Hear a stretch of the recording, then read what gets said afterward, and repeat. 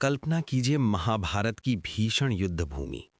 चारों ओर रथों की गर्जना, शंखों की गूंज और योद्धाओं की टकराहट। इस विनाशकारी वातावरण के बीच खड़ा है एक असाधारण योद्धा। उसके पास है केवल 3 बाण, पर उसकी प्रतिज्ञा और उन 3 बाणों की शक्ति इतनी प्रचंड है कि उनसे पूरी सेनाएं मिट सकती हैं। उस महावीर का नाम था बर्बरीक। वे थे महाबली घटोत्कच और नाग कन्या अहिलावती के पुत्र। जन्म से ही उनमें युद्ध कला और अद्भुत पराक्रम समाहित था। लेकिन आज वही बर्बरीक राजस्थान के सीकर जिले के छोटे से गांव खाटू में पूजे जाते हैं, जहां उनका शीश विराजमान है। भक्त उन्हें श्याम बाबा कहते हैं और मानते हैं कि वे आज भी जीवित हैं, हर पुकार सुनते हैं और हर हार चुके व्यक्ति का सहारा बनते हैं। हर साल लाखों भक्त अपने दुख खाटू श्याम में लेकर आते हैं। किसी के दुख खत्म हो जाते हैं तो किसी की बीमारियां ठीक हो जाती हैं। लेकिन क्या सच में ये किसी अलौकिक शक्ति का काम है? अब प्रश्न आता है कि महाभारत का युद्ध तो कुरुक्षेत्र की धरती पर हुआ था, फिर आखिर बर्बरी का शीश राजस्थान तक कैसे पहुंचा? सदियों तक ये शीश कहां छिपा रहा? इतने वर्षों तक कोई इसे क्यों ना खोज पाया? और क्यों केवल इस रेतीली भूमि को इसकी विश्राम स्थली चुना गया? इतनी महान शक्ति से संपन्न योद्धा को युद्ध भूमि में भाग लेने से क्यों रोका गया? कृष्ण ने क्यों उनसे शीश मांगा? मंदिर में जहां लोग एक सिर की मूर्ति के आगे नतमस्तक हो जाते हैं, क्या आपने कभी सुना है कि किसी व्यक्ति ने युद्ध में जाने से पहले अपना सिर दान कर दिया हो और वो सिर बिना शरीर के पूरी महाभारत का युद्ध देखता रहा? और यही सिर आज खाटू धाम में एक भगवान के रूप में पूजित है। क्या बर्बरीक के पास असीम शक्ति थी? क्यों वे सदा हारने वाले का साथ देते थे? क्यों भगवान कृष्ण ने उनका सिर मांगा? क्यों बर्बरीक को कलयुग का भगवान माना जाता है? मान्यता है कि कलयुग में जब अधर्म अपने चरम पर होगा, तो बाबा अपने नीले घोड़े पर सवार होकर युद्ध के मैदान में उतरेंगे। कई भक्तों ने मंदिर में दिव्य शक्ति का अनुभव किया। विज्ञान यहाँ मौन हो जाती है, लेकिन क्या ये सत्य है? ये एक ऐसी यात्रा है जो महाभारत से जुड़ी है। एक ऐसे वीर की कथा जो युद्ध में अपना सिर काटने गया था और संपूर्ण महाभारत का साक्षी बना। क्या वास्तव में खाटू श्याम में बर्बरी का कटा हुआ सिर है? क्या ये मस्तक हजारों सालों से जमीन के नीचे दफन था? बात आती है उस रहस्यमयी कुंड की, जहां का पवित्र जल पापों को धोता है। लेकिन इस कुंड में जल कहां से आता है, आज तक कोई नहीं जानता। मंदिर की एक अनोखी परंपरा है निशान चढ़ाना। लाखों भक्त निशान चढ़ाकर अपनी मनोकामना मांगते हैं और बाबा के चमत्कार का अनुभव करते हैं। क्या ये कोई दिव्य शक्ति है? ये रहस्य यहीं समाप्त नहीं होते।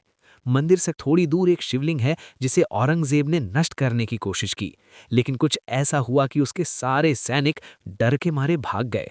आज भी वो शिवलिंग अपनी शक्ति प्रदर्शित करता है। आखिर ये कौन सी शक्ति थी जिसने महाशक्तिशाली राजा को भी अपनी तलवार छोड़ने पर मजबूर कर दिया?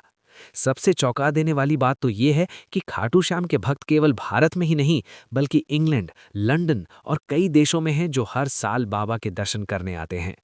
कहा जाता है कि खाटू श्याम की मूर्ति जीवित है। क्या बाबा सच में रात को विश्राम करते हैं? क्या वे कलयुग के रक्षक हैं? इन सभी प्रश्नों के उत्तर आपको इस वीडियो में मिलेंगे। लेकिन अगर आप चैनल पर नए हैं तो वीडियो को लाइक करें और कमेंट में जय श्री श्याम जरूर लिखें। सबसे पहले हमें ये जानना होगा कि बर्बरीक का जन्म कैसे हुआ। लेकिन उस तक पहुंचने के लिए हमें पहले पांडवों और कौरवों की प्रारंभिक संघर्ष यात्रा को समझना होगा। कौरव और पांडव दोनों ही हस्तिनापुर के वारिस थे, लेकिन राज सिंहासन का मोह और ईर्ष्या ने दोनों के बीच दूरियां इतनी बढ़ा दी कि दुर्योधन ने कई बार पांडवों को मिटाने की कोशिश की। उन्हीं षड्यंत्रों में से एक था लाक्षागृह। ये एक ऐसा महल था जिसे मोम और घास से बनवाया गया था और जिसे आग लगाकर पांडवों को जलाकर मार डालने की योजना बनाई गई थी। मगर समय रहते विदुर ने पांडवों को सावधान कर दिया। उन्होंने गुप्त सुरंग बनाई और जब महल में आग लगी तो उसी सुरंग से निकलकर पांडव बच निकले। लोग ये मान बैठे कि पांडव जलकर भस्म हो गए। इन्हीं घटनाओं और कठिन यात्राओं के बीच भीम और हिडिंबा का पुत्र घटोत्कच जन्मा। घटोत्कच अपने पिता की शक्ति और माता की मायावी क्षमताओं का अद्भुत संगम था। इसी घटोत्कच का विवाह नाग कन्या अहिलावती से हुआ और उन्हीं के घर में जन्म हुआ बर्बरीक का। बर्बरीक वंश से ही नहीं, अपनी असाधारण क्षमताओं के कारण भी अद्वितीय था। उसकी माता अहिलावती ने उसे बचपन से धर्म का पालन और दान के महत्व की शिक्षा दी। बर्बरीक ने तपस्या करके भगवान शिव से अमोघ शक्ति पाने का वरदान प्राप्त किया। शिव ने उसे 3 बाण और एक विशेष धनुष दिया। ये साधारण बाण नहीं थे। पहले बाण में समस्त शत्रुओं को चिन्हित करने की अद्भुत क्षमता थी। दूसरा बाण उन्हें तुरंत नष्ट कर सकता था और तीसरा बाण शेष शत्रुओं का विनाश कर सकता था। अर्थात उसके पास केवल 3 बाण थे, लेकिन उनकी शक्ति इतनी प्रबल थी कि महायुद्ध का परिणाम पलट सकता था। समय बीतता गया और जब कुरुक्षेत्र में महाभारत के युद्ध की घोषणा हुई तो बर्बरीक भी अपनी माता से अनुमति लेकर युद्ध में भाग लेने के लिए निकल पड़ा। किंतु उसके हृदय और वचन की सबसे बड़ी विशेषता ये थी कि उसने प्रण लिया था वो हमेशा हारने वाले का साथ देगा। ये प्रतिज्ञा सुनने में न्यायप्रिय लगती है, लेकिन इसका परिणाम घातक होता। सोचिए, अगर कोई योद्धा हर क्षण हारने वालों का साथ देगा तो युद्ध कभी समाप्त नहीं होगा। कल्पना कीजिए, यदि पांडव हारते तो वो पांडवों की ओर से युद्ध करता और यदि कौरव हारते तो उनकी ओर से। यही क्रम बार बार होता और परिणाम ये होता कि ये युद्ध अनंत काल तक चलता रहता। श्री कृष्ण, जो महाभारत के सबसे महान नीति विज्ञानी थे, इस रहस्य को भली भांति समझ गए। वे साधारण ब्राह्मण का वेश धारण करके बर्बरीक के सामने आए। उन्होंने पूछा, हे वीर, युद्ध में तुम किसका साथ दोगे? बर्बरीक ने साफ शब्दों में उत्तर दिया, मैं हमेशा उस पक्ष में खड़ा हूंगा जो हार रहा होगा। श्री कृष्ण ये जानते थे कि अगर बर्बरीक युद्ध भूमि में उतरेगा तो महाभारत अपने निष्कर्ष तक नहीं पहुंच पाएगा। कृष्ण ने उसके बाणों की शक्ति की परीक्षा करनी चाहिए। उन्होंने पेड़ की कुछ पत्तियों की ओर इशारा किया और कहा, क्या सच है कि तुम्हारे बाण इन सब को एक ही बार में काट सकते हैं? बर्बरीक ने पहला बाण छोड़ा। उसने सभी पत्तियों को चिन्हित कर दिया। फिर दूसरा बाण चलाया और सभी पत्तियां कटकर गिर गईं। आश्चर्य तो तब हुआ जब एक पत्ती जो कृष्ण के पैर तले दबकर छिप गई थी, उस पर भी बाण जाकर वार करने लगा। ये देखकर कृष्ण समझ गए कि इस वीर की शक्ति असीम है और अगर ये युद्ध में उतरा तो किसी भी पक्ष की हार संभव ही नहीं होगी। कृष्ण को धर्म स्थापना हेतु ये लीला रचनी पड़ी। उन्होंने बर्बरीक से दान मांगा। बर्बरीक निश्चल भाव से तैयार हो गया। कृष्ण ने कहा, मैं तुमसे तुम्हारा शीश मांगता हूँ। ये सुनकर किसी भी योद्धा का मन कांप उठता, लेकिन बर्बरीक की माता ने पहले ही उसे सिखाया था कि महान दानवीर बनना ही उसका धर्म है। उन्होंने बिना झिझक अपना शीश दान करने का निर्णय ले लिया। तुरंत ही उन्होंने अपना सिर काटकर भगवान को अर्पित कर दिया। किंतु उनकी कथा यहीं समाप्त नहीं हुई। कहा जाता है कि उनका शीश युद्ध भूमि के किनारे ऊंचे टीले पर रख दिया गया। वही शीश महाभारत का संपूर्ण युद्ध अपनी आंखों से देखता रहा। जब महायुद्ध समाप्त हुआ और पांडव विजय प्राप्त कर चुके थे तो पांडवों में विवाद उत्पन्न हो गया। वे आपस में कहने लगे कि इस युद्ध का श्रेय किसे दिया जाए। कोई अर्जुन की वीरता का गुणगान करता तो कोई भीम की शक्ति को सबसे बड़ा मानता। तब श्री कृष्ण ने बर्बरीक से सुझाव लेने को कहा, क्योंकि पूरे महाभारत का साक्षी बर्बरीक ही था। बर्बरीक ने कहा, अगर पांडव विजय हो पाए तो केवल श्री कृष्ण की लीला और रणनीति की वजह से। पांडवों की वीरता का महत्व है, लेकिन युद्ध को अपने अंत तक लाने वाले श्री कृष्ण हैं। कृष्ण ने यह सुनकर बर्बरीक को आशीर्वाद दिया, कलयुग में तुम्हें श्याम नाम से पूजा जाएगा। तुम हारे का सहारा कहलाओगे। जिस किसी की जीवन की राह बंद हो जाएगी वो तुम्हारे दर्शन से नया सहारा पाएगा। तुम्हारा शीश विभिन्न युगों तक जीवित रहेगा और आस्था का केंद्र बनेगा। यही आशीर्वाद आज तक पूरा हो रहा है। राजस्थान के खाटू ग्राम में वही शीश प्रकट हुआ और खाटू श्याम बाबा के रूप में पूजित हुआ। आज लाखों लोग हर वर्ष वहां पहुंचते हैं और मानते हैं कि उनकी हर पुकार श्याम बाबा तक पहुंचती है। लेकिन प्रश्न अब भी बाकी है, कुरुक्षेत्र का वो शीश राजस्थान तक कैसे पहुंचा, सदियों तक कैसे छिपा रहा? चलिए जानते हैं कि खाटू श्याम मंदिर की स्थापना कैसे हुई। महाभारत का युद्ध बहुत पहले समाप्त हो चुका था। पांडव विजय रहे और बर्बरीक का शीश उस युद्ध का साक्षी बना। कहा जाता है कि स्वयं श्री कृष्ण ने शीश को सुरक्षित स्थान में रखा था। इतिहासकारों और भक्तों का कहना है कि ये शीश राजस्थान की पवित्र भूमि में खाटू नामक ग्राम के एक गहरे कुएं में रखा गया था। सदियों तक ये शीश मौन होकर उस कुएं में छुपा रहा, क्योंकि किसी को उसकी खबर नहीं थी। पीढ़ियां बीतती गईं, राज्य बदले, राजवंश आए, लेकिन कुएं में बर्बरीक का शीश छुपा रहा। 11वीं शताब्दी का समय था। खाटू ग्राम चौहान वंश के अधीन था। इस क्षेत्र पर महाराजा रूप सिंह चौहान का शासन था। धर्मनिष्ठ, न्यायप्रिय और अपने लोगों का ख्याल रखने वाले राजा। ये वही काल था जब खाटू गांव राजस्थान की साधारण बस्तियों की तरह था। कोई अद्भुत मंदिर नहीं, कोई विशाल तीर्थ नहीं, बस रेतीली धरती पर बसा एक सामान्य ग्राम। एक दिन गांव की एक गाय उस स्थान पर पहुंची जहां आज मंदिर स्थित है। अचानक उसके थनों से बिना किसी कारण दूध बहने लगा। चरवाहों और ग्रामीणों ने यह दृश्य देखकर हैरानी जताई। गाय शांत थी, पर जिस स्थान पर वो खड़ी थी वहां मानो धरती अपनी गहराई में संकेत कर रही थी। ये घटना एक बार नहीं, कई बार होती रही। ये बात पूरे गांव में फैल गई और सभी के मन में जिज्ञासा जागी कि आखिर इस भूमि में ऐसा क्या छुपा है। राजा ने तत्काल विद्वानों और ब्राह्मणों को बुलाया। गांव के लोगों को एकत्र किया गया और उसी स्थान की खुदाई का आदेश हुआ जहां गाय ने दूध छोड़ा था। दिन प्रतिदिन मिट्टी हटाई जाती रही और खुदाई गहराई तक चली गई। सब प्रतीक्षा में थे।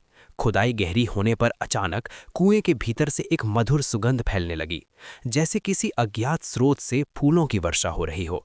वातावरण अलौकिक हो गया और तभी सबकी आंखों ने देखा, मिट्टी की परतों से धीरे धीरे एक दिव्य शीश प्रकट हुआ। उस मूर्ति का चेहरा तेजस्वी था और मानो उसकी आंखें अब भी जीवित हों। ग्रामीण स्तब्ध खड़े थे।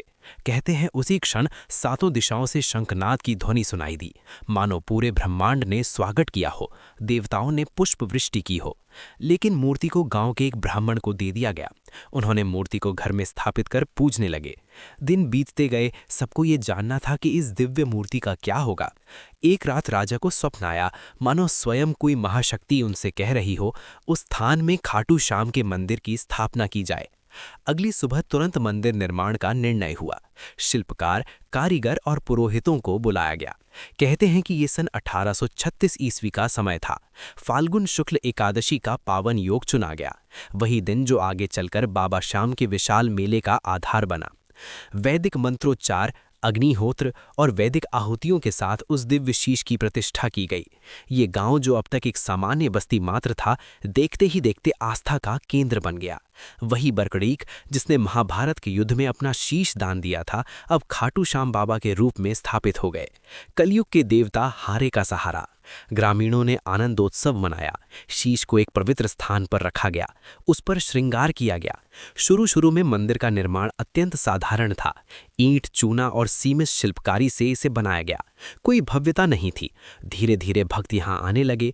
कोई रोग मुक्त होने की प्रार्थना करता, कोई संतान प्राप्ति की, कोई जीवन में संकट से छुटकारे की, और लोग अनुभव करने लगे कि उनकी प्रार्थना सचमुच सुनी जाती है। खबर फैलने लगी। खाटू ग्राम का संदर्भ बदल गया। अब वो केवल गांव न रहकर एक तीर्थ बन गया था। कहते हैं कि अगर कोई मनुष्य सच्ची श्रद्धा से अपने दुख लेकर आता है तो बाबा उसका जीवन बदल देते हैं। हारे का सहारा नाम धीरे धीरे सत्य सा लगने लगा।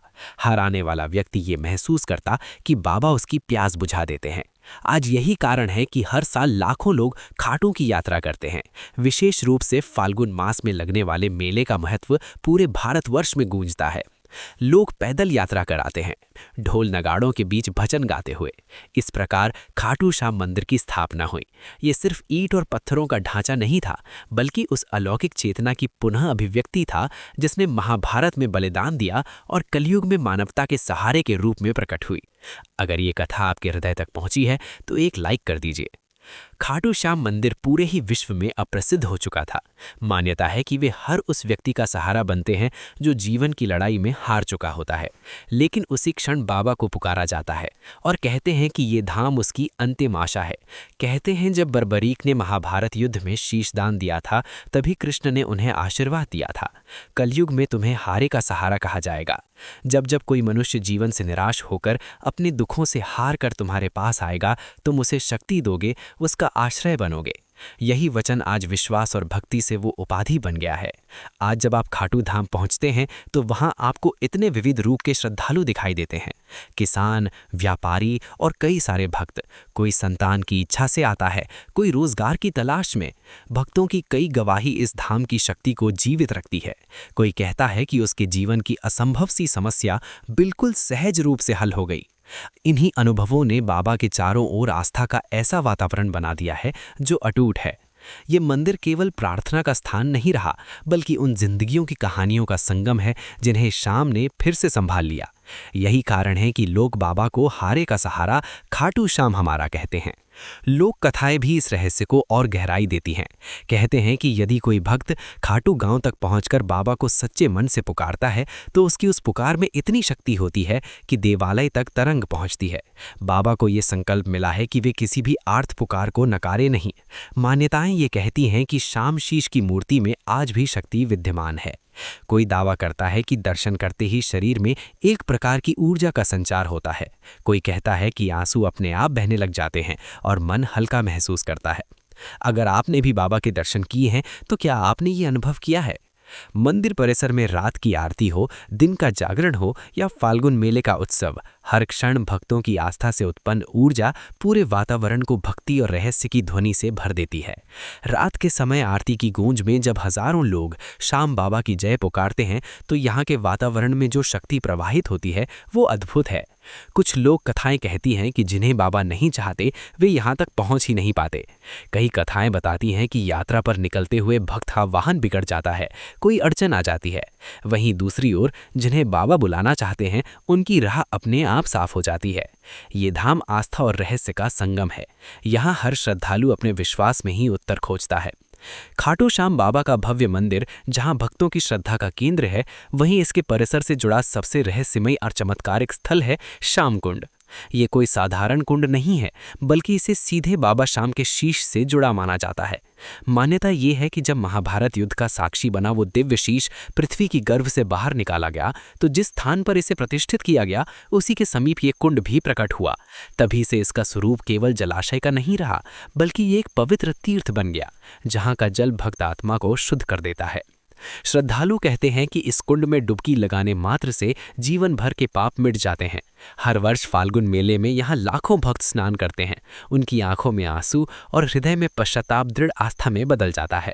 ये कुंड केवल जल का स्रोत नहीं, बल्कि उन अनगिनत अधूरी कहानियों का पात्र है जो यहाँ आकर पूरी हो जाती हैं। यही कारण है कि हर डुबकी यहाँ सिर्फ स्नान नहीं, बल्कि आत्मा का शुद्धिकरण मानी जाती है। सबसे बड़ा रहस्य इस कुंड का जल है। ये जल हमेशा ठंडा, शांत और निर्मल रहता है, लेकिन वैज्ञानिक दृष्टिकोण से आज तक कोई स्पष्ट स्रोत नहीं मिला। कई बार विशेषज्ञों ने इसे परखा, पर ना तो ऊपर से कोई धारा आती दिखाई दी, न नीचे से। इसके बावजूद ये कुंड हमेशा लबालब रहता है और कभी नहीं सूखता। इसी वजह से लोग कहते हैं कि इसका जल पाताल लोक से आता है। सुनने में ये आस्था का कथन लगता है, लेकिन जो भी इस कुंड के पास खड़ा होता है और देखता है कि बिना किसी स्रोत के ये कुंड कभी नहीं सूखता, उसे भीतर से एक अलौकिक शक्ति का अनुभव होता है। सच ये है कि श्याम कुंड अपने आप में एक मौन चमत्कार है। श्याम कुंड के पास ही और भी दो पवित्र स्थल हैं, गौरी शंकर मंदिर और गोपीनाथ मंदिर। इनमें से गौरी शंकर मंदिर से जुड़ी एक कथा बहुत रहस्यमयी और रोमांचक है। ये घटना उस काल की है जब भारत पर मुगल शासक औरंगजेब का शासन था। उसकी नीति थी कि धार्मिक स्थलों को ध्वस्त किया जाए। खाटू भी उसकी सूची में शामिल हुआ। कहा जाता है कि औरंगजेब की सेना जब इस स्थल पर पहुंची तो उनकी पहली कोशिश थी मंदिर को गिराने की। सैनिकों ने गौरी शंकर के शिवलिंग पर भालों से प्रहार करना शुरू किया। जैसे ही भाले शिवलिंग से टकराए, वहां से जल या चिंगारी नहीं, बल्कि लहूलुहान रक्त की धाराएं फूट पड़ीं। ये किसी कल्पना की बात नहीं थी। उस समय सैकड़ों लोग वहां मौजूद थे और उन्होंने स्वयं ये दृश्य देखा। लोग मानते हैं कि ये स्वयं महादेव का प्रत्यक्ष आक्रोश था। जब धर्म पर वार हुआ तब भगवान शिव ने अपनी उपस्थिति दर्ज कराई। उस रक्त प्रवाह को देखकर सैनिक घबरा गए। वे लोग जो मंदिर को ध्वस्त करने आए थे, भयभीत होकर वहीं से पीछे हट गए और भाग निकले। और चमत्कार की बात यह है कि उस क्षण से लेकर आज तक सैकड़ों वर्ष बीत जाने के बाद भी उस शिवलिंग पर भालों के निशान स्पष्ट देखे जा सकते हैं। मानो स्वयं भगवान ने उन घावों को धारण कर लिया हो, ताकि हर भक्त को ये याद दिलाया जा सके कि जब धर्म पर संकट आता है तो वे स्वयं रक्षा के लिए जाग उठते हैं। खाटू श्याम से जुड़ी एक और विलक्षण परंपरा नीम के प्रसाद से भी जुड़ी है। कहा जाता है कि मंदिर के पास स्थित नीम की पत्तियां कई बार औषधि का कार्य करती हैं। भक्त कहते हैं कि उनकी बीमारियां जिन्हें आज के आधुनिक डॉक्टर ठीक नहीं कर पाए, वे उस एक नीम की पत्ती ने ठीक कर दी। ये वैज्ञानिक दृष्टि से पूरी तरह सिद्ध नहीं किया जा सकता, लेकिन भक्तों की कहानियों में ये विश्वास बार बार झलकता है। खाटू श्याम बाबा की ये गाथा केवल एक पौराणिक कथा नहीं, बल्कि जीवित आस्था की धड़कन है। महाभारत की रणभूमि से लेकर राजस्थान की इस रेतीली भूमि तक बर्बरीक कशीश समय के हर क्षण का साक्षी बनकर आज भी लोगों को सहारा दे रहा है। यही कारण है कि उन्हें कलयुग का देवता और हारे का सहारा कहा जाता है। ये मंदिर केवल पत्थरों और शिल्प का समूह नहीं, यहाँ हर झुकता हुआ माथा, हर प्रार्थना और हर आंसू बाबा श्याम से सीधा संवाद बन जाता है। तो इसी के साथ मैं आज की ये यात्रा यहीं समाप्त करना चाहता हूँ। लेकिन अगर आपने ये वीडियो यहाँ तक देख ली है और मुझे सुन रहे हैं, तो इस वीडियो को